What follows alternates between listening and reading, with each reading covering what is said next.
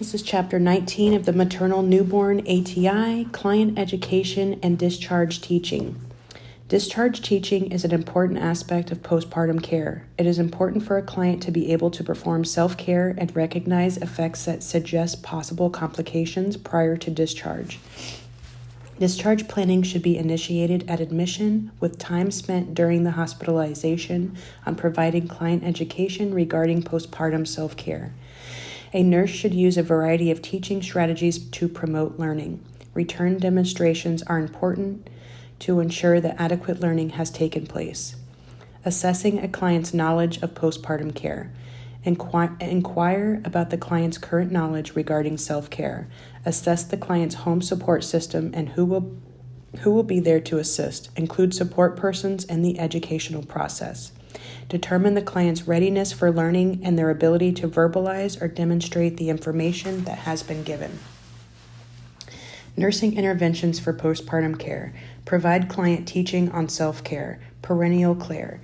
Cleanse the perineal area from front to back with warm water after each voiding and bowel movement. Blot perineal area from front to back. Remove and apply perineal pads from front to back.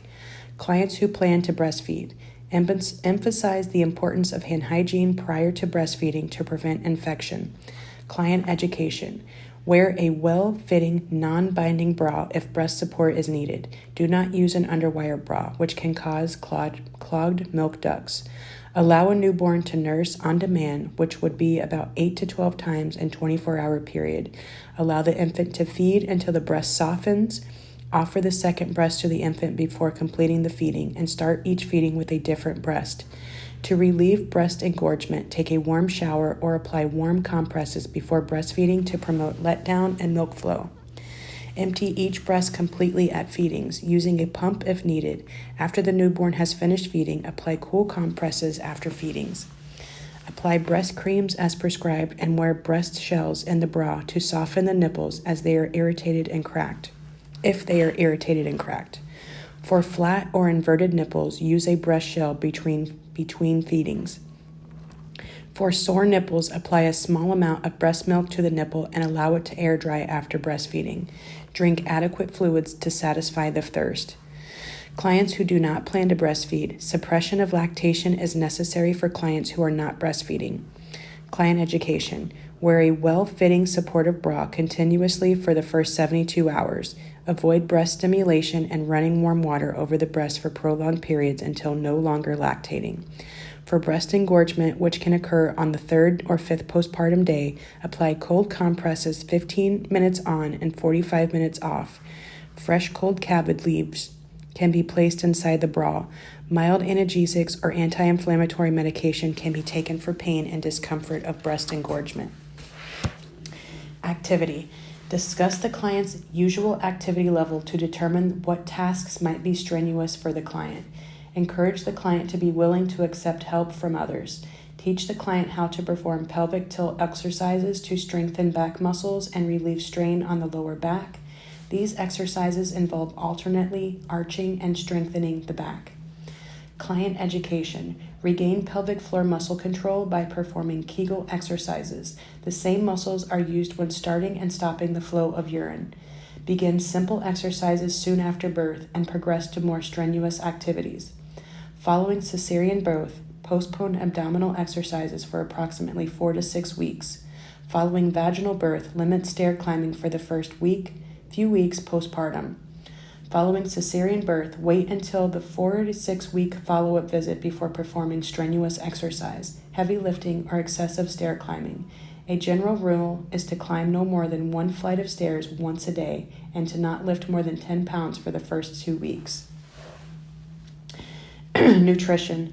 Encourage non-lactating clients to consume 1,800 to 2,200 calories a day. Instruct the lactating client to increase their caloric intake and to include calcium-enriched foods in the diet.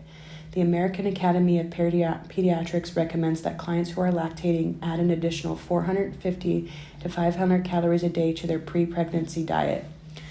Iron supplements can be prescribed for clients who have low hemoglobin and hematocrit levels. Client education. Consume a nutritious diet that includes all food groups and is high in protein, which will aid in tissue repair. Continue taking prenatal vitamins until 6 weeks following birth. Sexual activity. Clients can safely resume sexual intercourse by the 2nd to 4th week after birth, when bleeding has stopped and the perineum has healed. Over-the-counter lubricants might be needed during the first 6 weeks to 6 months. Physiological reactions to sexual activity can be slower and less intense for the first 3 months following birth. Contraception.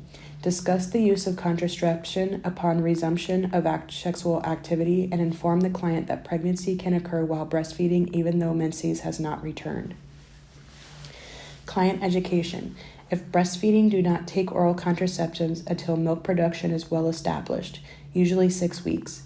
Menses for non-lactating clients might not resume until around 4 to 10 weeks. However, ovulation can occur as early as 1 month after birth. Menses for lactating clients might not resume for 6 months or until cessation of breastfeeding. Indications of potential complications.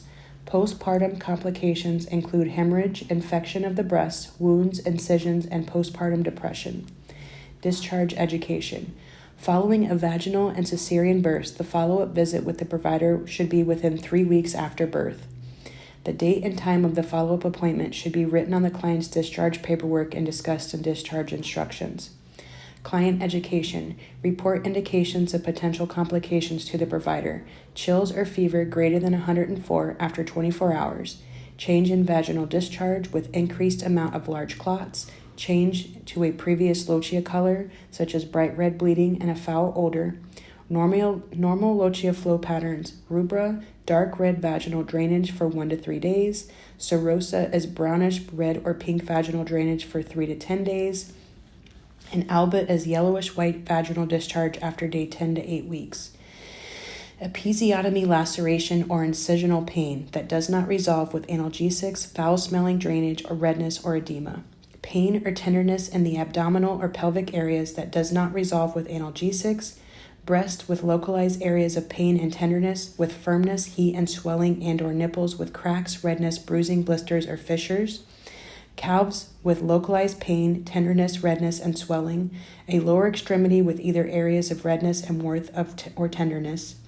Urination with bruising, with burning, pain, frequency, and urgency, and indications of possible depression, including apathy towards the newborn, inability to provide self or infant care, or feelings that they might hurt themselves or the newborn.